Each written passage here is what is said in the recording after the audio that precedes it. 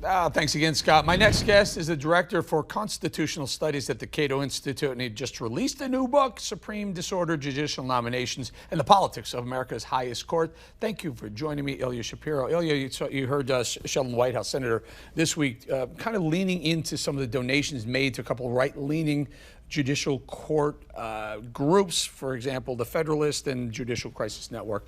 But there's money that comes in on both sides, is there not? Absolutely. And in fact, the Cato Institute, my own organization, which I'm in charge of filing the amicus briefs, was listed on a couple of those conspiracy charts. So I dropped a note to my development colleagues saying, you know, where's all this money we're supposed to be getting? Because I certainly am not seeing it from these dark sources.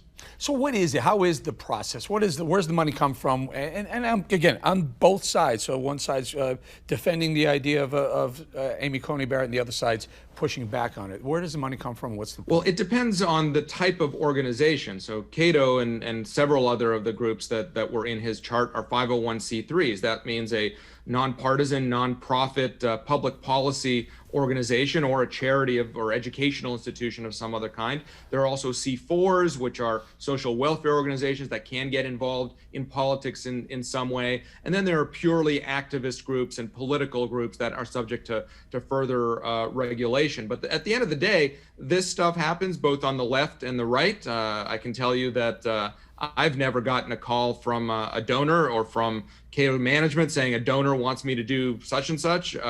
We do our work. We get hired because we have particular views on particular subjects.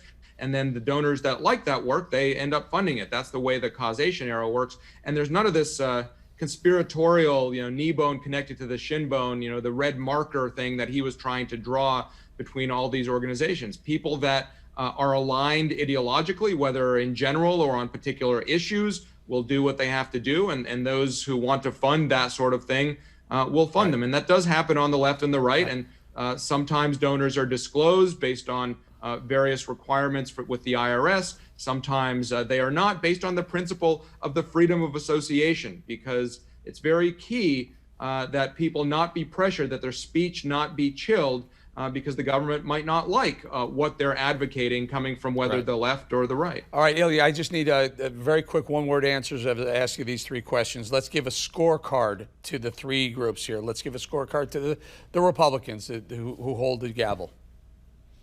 I'm sorry, yes or no? Give me a grade, A, B, C, D, or F. Okay.